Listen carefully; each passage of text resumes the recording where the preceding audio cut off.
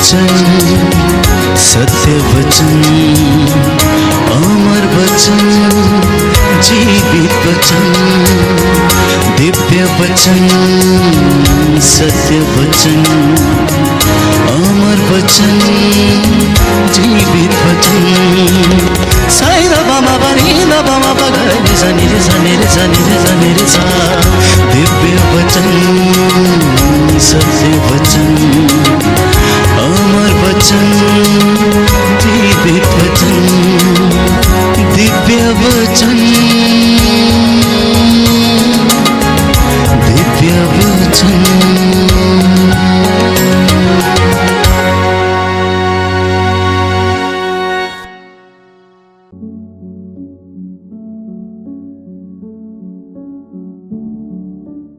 सबको जय यीशु की।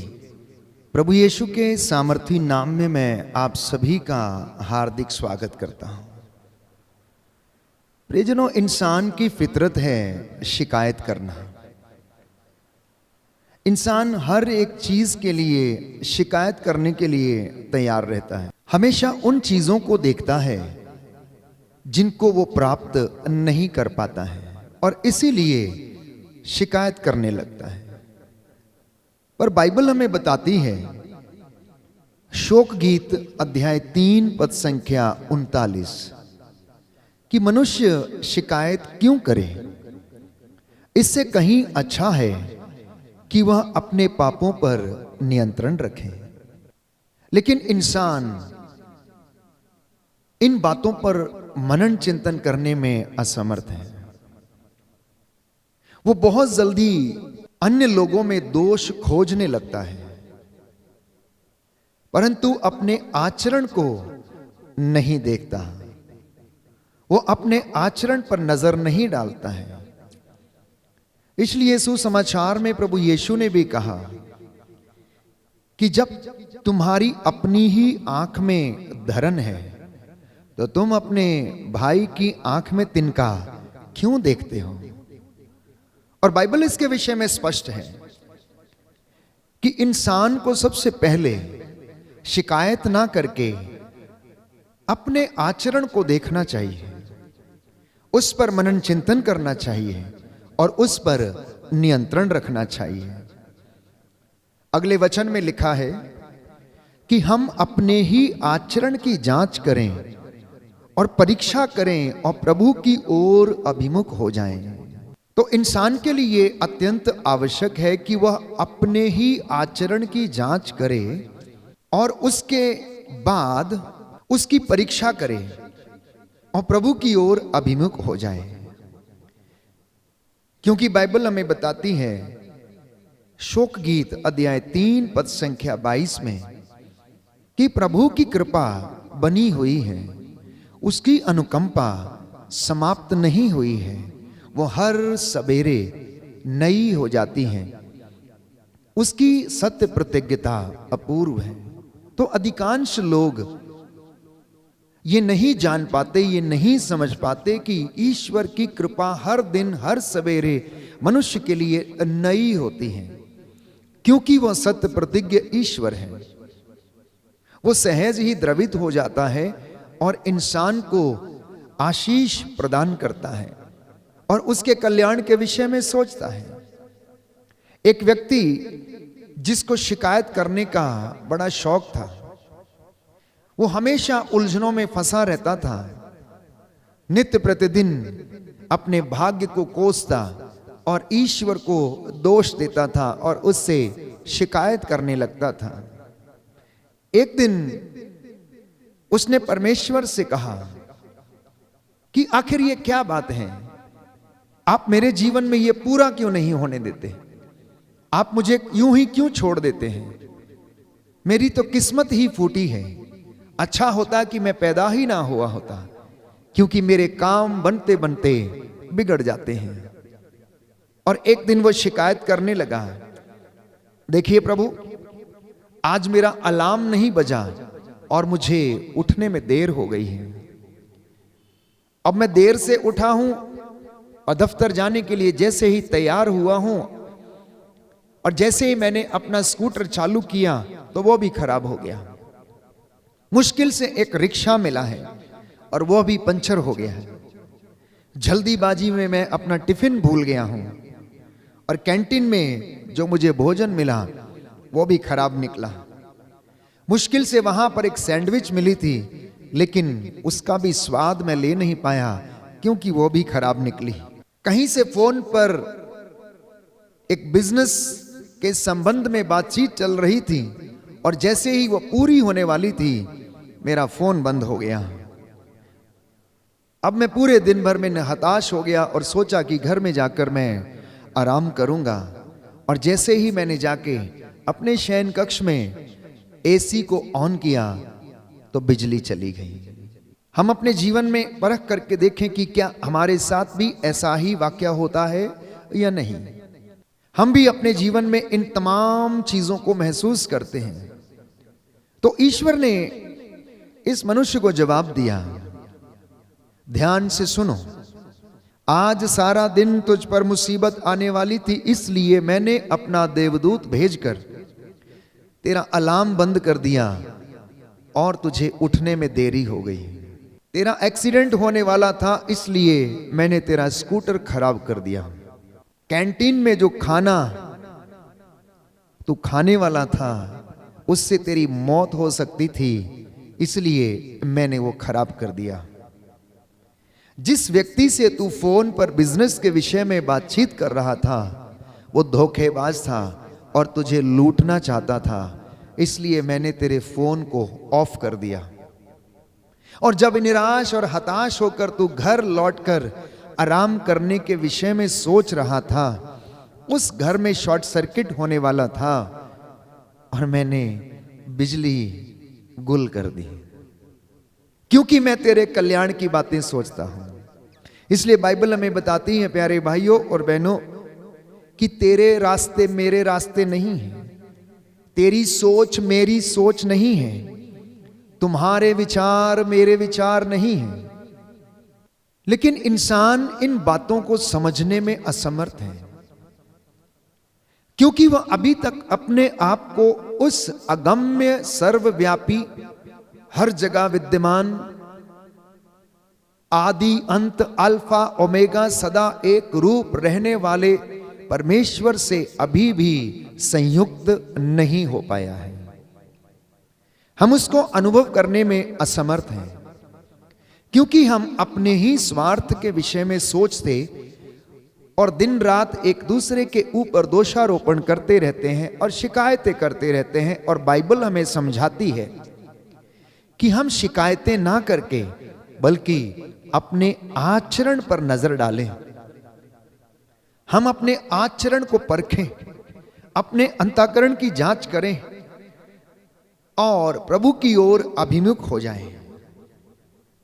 तो शिकायत करने से कहीं ज्यादा अच्छा यह है, बाइबल कहती है कि हम अपने आचरण का मुआयना करें, हम अपने आचरण की परख करें कि हम कहां पर खड़े हैं, क्या हम वास्तव में प्रभु की कृपा में जीते हैं या नहीं जीते हैं।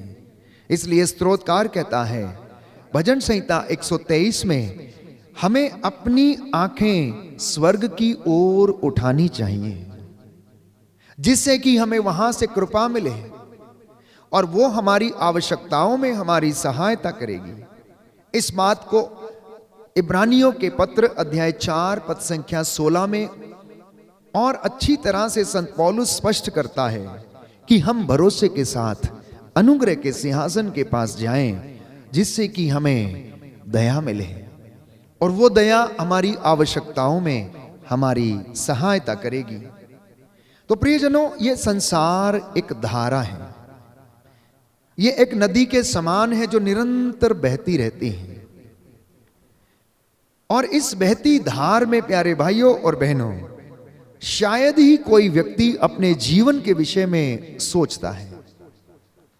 वो सिर्फ अपनी रोजमर्रा की जिंदगी में काम करता रहता है। सुबह उठता है, दिन भर काम करता है, शाम को थक हार के आता और विश्राम करने की सोचता है, लेकिन फिर भी विश्राम नहीं कर पाता है, अच्छी नींद नहीं ले पाता है। क्यों? क्योंकि वो चिंताओं से भरा है, क्यों उसके जीवन में चिंताएं हैं? क्योंकि वह निरंतर शिकायतें करता है और उन चीजों को देखता है जो कि उनके जीवन में पूरी नहीं हुई हैं। वो उनको नहीं देखता है जो वरदान उसे ईश्वर ने दिए हैं। पर याद रहे, बाइबल में बताती है, उपदेशक ग्रंथ अध्याय 3 की हर बात का अपना समय है। फसल बोने का और फसल काटने का, जन्म लेने का और मृत्यु का, प्यारे भाइयों और बहनों, रोने का और हंसने का, हर बात का बाइबल कहती है अपना समय है। इसलिए यीशु ने कहा कि चिंता करके तुम में से कौन अपनी आयु का एक घड़ी भर भी बढ़ा सकता है? ये जीवन क्षणभंगुर है। हमारा भाग्य, हमारा कल, आज, जीवन और मृत्यु सब कुछ परमेश्वर के हाथ में है, उसके अधीन है। इसलिए इंसान को अपने जीवन में शिकायतें ना करके प्रभु की ओर अभिमुख होकर अपनी रोजमर्रा की जिंदगी में धन्यवाद देना चाहिए। आज आप में से बहुत सारे लोग इन तमाम बातों के विषय में चिंता कर रहे होंगे कि मेरे जीवन का क्या होगा, आज मेरे काम का क्या होगा, मेरा कुछ काम बनने वाला था, पता नहीं बनेगा या नहीं बनेगा। इस तरह से जब हम सोचने लगते हैं तो इंसान अधिकांशता चिंता में रहता है और दिन भर चिंता के कारण वो अपनी जीवन को नष्ट करने लगता है।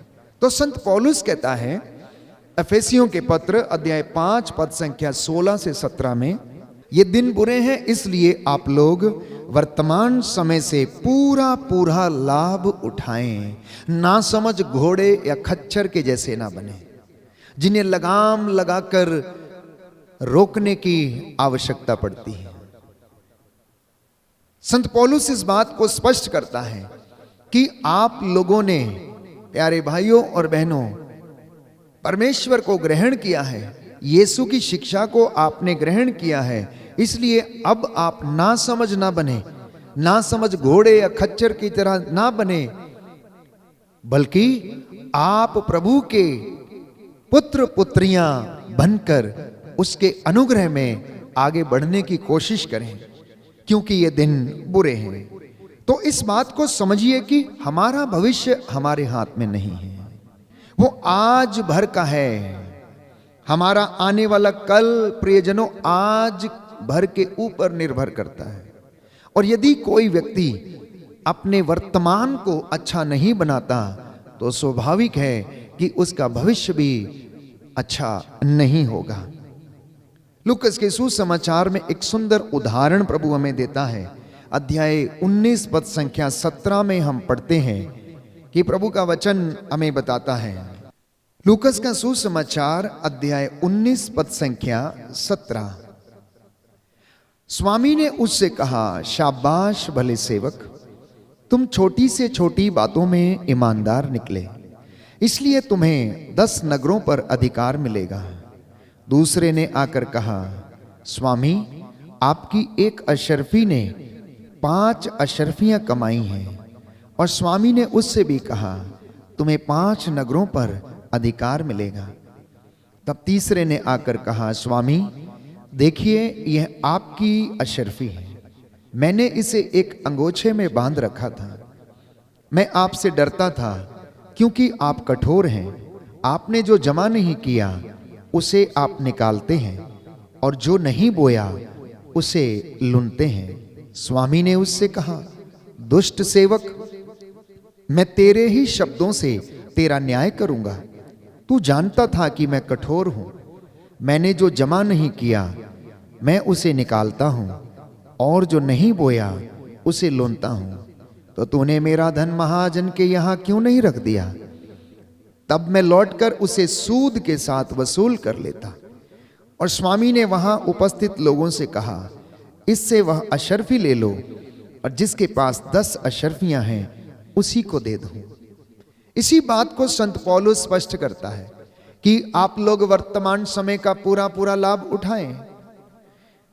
अब स्वामी के 3 सेवकों ने, जिनमें से 2 ने जो उन्हें अशर्फियां दी गई थीं, उसका पूरा पूरा वर्तमान समय से लाभ उठाया, उनसे कारोबार किया, और उन्होंने और 10 अशर्फियां उससे कमाई, लेकिन तीसरा व्यक्ति जो आलसी था, जो काम करना नहीं चाहता था, उसने वर्तमान समय का पूरा लाभ नहीं उठाया। उसने उस एक अशर्फी को अंगोछे में बांध कर रख छोड़ा। प्यारे भाइयों और बहनों, धन चला जाए तो वापस आ जाता है, लेकिन समय चला जाए तो कभी भी वापस नहीं आता है। आज के इस वचन के द्वारा प्रभु हमें यही सिखाना चाहता है कि शिकायतें ना करके वर्तमान समय का पूरा पूरा लाभ उठाएं, मेहनत करें, क्योंकि प्रभु को आलसी मनुष्य से घृणा है। इसलिए कहा है कि धन चला जाए तो वापस कमाया जा सकता है, स्वास्थ्य खराब हो जाए तो ठीक हो सकता है, लेकिन समय गंवा दिया जाए तो वो वापस नहीं आ सकता है। इसलिए प्रभु यीशु लूकस के सुसमाचार अध्याय 13 पद संख्या 3 से 9 में कहते हैं कि हमारा जीवन एक मौका है, इसका सदुपयोग करें और वर्तमान समय का पूरा पूरा लाभ उठाएं। प्रियजनों, इस धरती पर आपको और मुझे जो जीवन मिला है, ये एक सुनहरा मौका है। हमें अपने पापों के प्रायश्चित के लिए इस धरती पर एक सुनहरा मौका मिला है। अपने गुनाहों के लिए तौबा करने के लिए एक सुनहरा मौका मिला है। सेवा और उपकार के काम करने के लिए एक सुनहरा मौका मिला है। बंदगी करने का एक सुनहरा मौका है। प्रभु की हजूरी में रहने का एक सुनहरा मौका है। अगर हमने इस समय को गंवा दिया तो बाद में हमारे हाथ कोई समय नहीं लगेगा, क्योंकि फिर तो हमें केवल और केवल न्याय के लिए प्रभु के सामने प्रस्तुत होना पड़ेगा।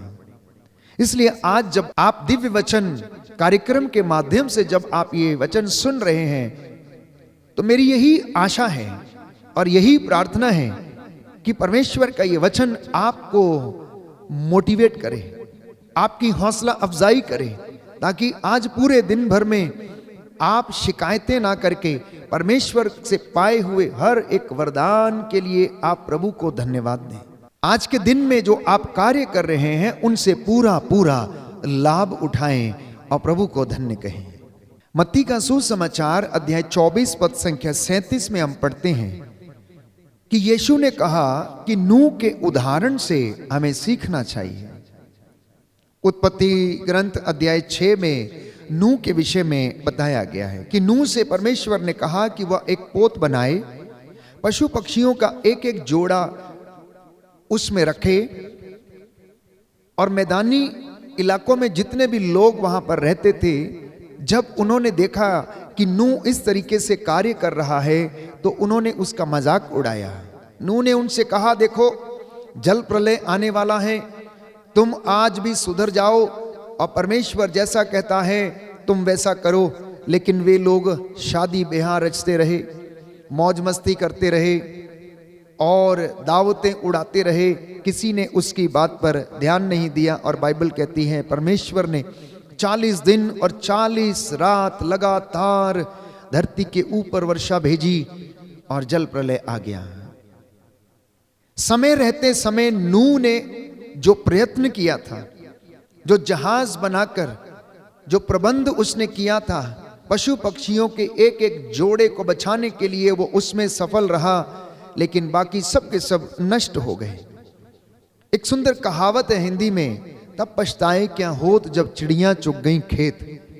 तो परमेश्वर हमें यह सिखाना चाहता है कि बाद में पछताने से कोई फायदा नहीं। हम 10 कुमारियों के विषय में पढ़ते हैं, जिसमें 5 नासमझ थीं और 5 समझदार थीं। समझदार कुमारियां अपने साथ कुप्पी में तेल भी लाईं, और जब दूल्हा आया उसकी अगवानी करने के लिए निकली तो उनके पास पर्याप्त तेल था और उन्होंने अपने दिए जलाकर विवाह मंडप में प्रवेश किया। लेकिन जो मूर्ख थी, जिन्होंने सोचा कि हम बाजू वाली दुकान से जाकर ले लेंगे, समय आने पर उनके पास तेल नहीं था, क्योंकि वो सोने लगी, ऊँघने लगी। इसलिए प्रभु कहता, जागते रहो, तुम परीक्षा की घड़ी में ना पड़ जाओ। और ऐसा ही मूर्ख कुमारियों के साथ हुआ। दूल्हा आ गया, लेकिन वह उसके साथ विवाह मंडप में प्रवेश नहीं कर पाई, क्योंकि वह तैयार नहीं थी। जब तक वो तैयार होने के लिए गई और उन्होंने आकर कहा कि हमारे लिए द्वार खोल दीजिए, उन्होंने उनसे कहा कि हम नहीं जानते कि आप कौन हैं और कहां से आई हैं।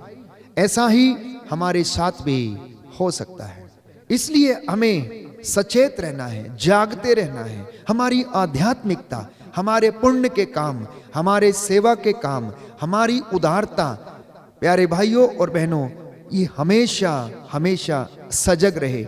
हमारे धर्म के काम हमेशा हमारे आगे आगे चलें और प्रभु की महिमा हमारे जीवन में, परिवार में हमारे पीछे पीछे आती रहेगी।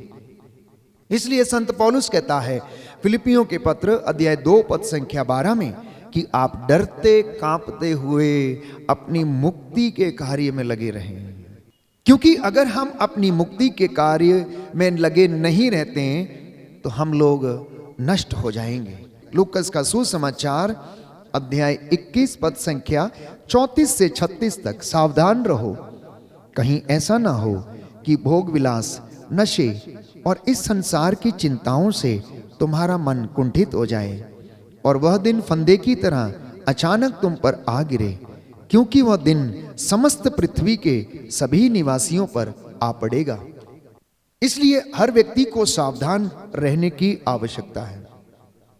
मत्ती के सुसमाचार में अध्याय 24 पद संख्या 32 में हम पढ़ते हैं कि प्रभु यीशु ये कहते हैं कि तुम अंजीर के पेड़ से सीखो, प्रकृति से सीखो। अंकुर फूटता है तो तुम्हें पता चलता है कि गर्मी आ रही है। इस तरह जब तुम लोग यह सब देखोगे अपने आस पड़ोस में, अपने देश में, जब तुम इस प्रकार के कामों को देखोगे, भूकंप होते हुए देखोगे और अनेक प्रकार की लड़ाइयां होते हुए देखोगे, तो समझ लेना कि समय निकट आ गया है और वो समय आपकी तैयारी का समय है। वो समय प्रायश्चित का समय है। वो समय शिकायत करने का नहीं, परंतु प्रभु के सामने बड़े उत्साह के साथ खड़े होने का समय है और प्रायश्चित करने का समय है। इसलिए प्रभु ये कहता है हग्गाई नबी के ग्रंथ अध्याय 1 पद संख्या 6 से 7 में कि तुम अपनी स्थिति पर इस वक्त विचार करो। तुमने बोया लेकिन कम लुना, तुम गर्म वस्त्र पहनते हो लेकिन तुम्हारा शरीर गर्म नहीं होता, तुम खाते हो लेकिन तुम्हारी भूख नहीं मिटती, तुम पीते हो लेकिन तुम्हारी प्यास नहीं बुझती। तो शिकायतें इंसान इसलिए करता है क्योंकि उसके जीवन में संतुष्टि का अभाव है। वो अपने जीवन में संतुष्ट नहीं है, इसलिए वो बार बार शिकायत करता है। जो घड़ा आधा भरा हुआ होता है वो आवाज करता है, वो छलकता है, लेकिन जो ऊपर तक भरा हुआ है वो आवाज नहीं करता है। तो आज अगर हम अपने जीवन को और आचरण को परख कर देखें तो इसमें कहीं ना कहीं खालीपन अवश्य है और इसीलिए हम शिकायत करने लगते हैं, इसीलिए हम दोष देने लगते हैं, हम दूसरों की आंख का तिनका देखते हैं, बल्कि अपनी आंख की धरन देखने में हम असमर्थ रहते हैं। तो संत पौलुस कहता है सावधान, रात प्राय बीत चुकी है। रोमियो का पत्र अध्याय 13 पद संख्या 12 से 13, दिन निकलने को है, इसलिए अंधकार के कर्मों को त्याग कर आप लोग ज्योति के शस्त्र धारण कर ले। कितनी सुंदर बात है। बाइबल हमें समझाती है, धर्मशास्त्र हमें समझाता है कि आप लोग अंधेरे के कामों को त्याग दें। आखिर अंधेरे के कामों से मतलब क्या है? जितने बुरे काम हैं, जितने भी षड्यंत्र रचे जाते हैं, जितनी भी चोरी, डकैती और गलत काम किए जाते हैं, अधिकांशतः अंधेरे में किए जाते हैं। बुराई अंधेरे में उत्पन्न होती है। इसलिए संत पौलुस हमें समझाता है कि आप लोग सावधान हो जाएं, रात प्राय बीत चुकी है, इसलिए आप अंधेरे के कामों को त्याग दें और ज्योति के शस्त्र धारण कर लें। भजन संहिता 32 पद संख्या 9 में स्तोत्रकार कहता है ना समझ घोड़े और खच्चरों की तरह ना बने जिन्हें लगाम लगाकर रोकना पड़ता है। हमारे लिए प्यारे भाइयों और बहनों, परमेश्वर का वचन दीपक का काम करता है, जो हमारे रास्तों का उजाला करता है, जो हमारा पथ प्रदर्शन करता है, जो हमें रास्ता दिखाता है, जो हमें दिशा निर्देश देता है, जो हमें ईश्वर तक पहुंचने का रास्ता दिखाता है। इसलिए हर एक व्यक्ति को बड़े उत्साह के साथ इस वचन को ग्रहण करके अपने जीवन में धारण करने की आवश्यकता है।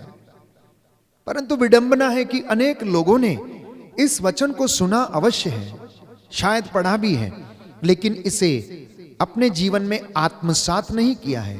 क्योंकि ये आत्मसात नहीं हुआ, इसलिए ये जिंदगी में चरितार्थ भी नहीं होता है।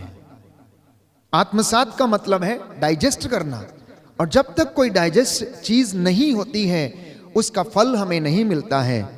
इसलिए इस वचन को जब हम सुनते हैं तो इसे हम प्यारे भाइयों और बहनों बड़ी अच्छी तरह से समझें और अपने जीवन में इसे एग्जीक्यूट करें और इसका पूरा पूरा लाभ उठाएं, क्योंकि बाइबल हमें बताती है, मार्कुस का सुसमाचार अध्याय 1 पद संख्या 14 से 15 कि समय पूरा हो चुका है, स्वर्ग का राज्य निकट आ गया है, प्रायश्चित करो और सुसमाचार में विश्वास करो। समय पूरा हो चुका है, स्वर्ग का राज्य निकट आ गया है, इसलिए आप लोग प्रायश्चित करें और इस वचन पर विश्वास करें, क्योंकि इस वचन में जीवन है। ये वचन हमें जिंदगी प्रदान करता है, ये वचन हमारा पथ प्रदर्शन करता है। इन वचनों में प्यारे भाइयों और बहनों अनंत जीवन का संदेश है, इन वचनों में आशा का संदेश है, अनंत जीवन का संदेश है। इसलिए इस वचन पर आप विश्वास करें और प्रभु आपको आशीष और बरकतें प्रदान करेगा। बाइबल हमें याद दिलाती है, कुरिन्थियों का दूसरा पत्र अध्याय 6 पद संख्या 2, यह उपयुक्त समय है, यह मुक्ति का समय है, तो वचन को स्वीकार कीजिए।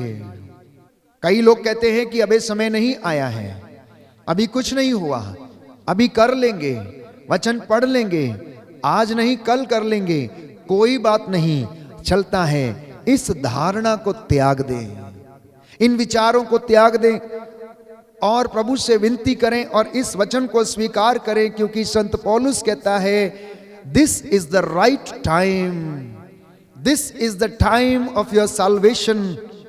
ये आपकी मुक्ति का समय है, आपके उद्धार का समय है। इसलिए आप लोग वचन पे विश्वास करें, क्योंकि बाइबल हमें बताती है कि कोई भी व्यक्ति जो पाप के अधीन है, जो मूर्ति पूजक के बराबर है या मूर्ति पूजक है, स्वर्ग राज्य में प्रवेश नहीं करेगा। जो अन्याय करता है वो ईश्वर के राज्य में प्रवेश नहीं करेगा। कुरिन्थियों का पहला पत्र अध्याय 6 पद संख्या 9 से 10, अन्याय करने वाले ईश्वर के राज्य के अधिकारी नहीं होंगे। इसलिए आप लोग धोखे में ना रहें, इसलिए आप लोग धोखे में ना रहें।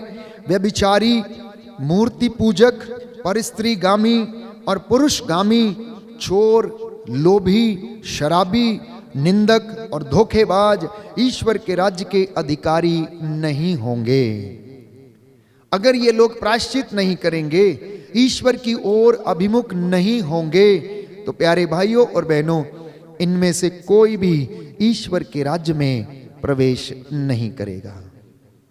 तो आज के दिव्य वचन का जो विशेष संदेश है प्रियजनों, वो इस प्रकार है कि प्रभु ये कहता है कि मनुष्य शिकायतें ना करे, बल्कि अपने आचरण को परखे।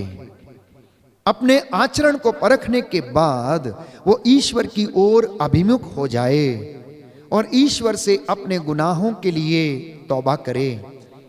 बड़े उत्साह के साथ, डरते कांपते हुए अपनी मुक्ति के प्रयास में लगा रहे, क्योंकि ये उपयुक्त समय है, ये आपकी मुक्ति का समय है, ये आपके उद्धार का समय है। स्वास्थ्य चला जाता है तो ठीक हो सकता है, धन चला जाता है तो फिर से कमाया जा सकता, लेकिन अगर समय गंवा दिया जाए तो वो वापस नहीं आ सकता है।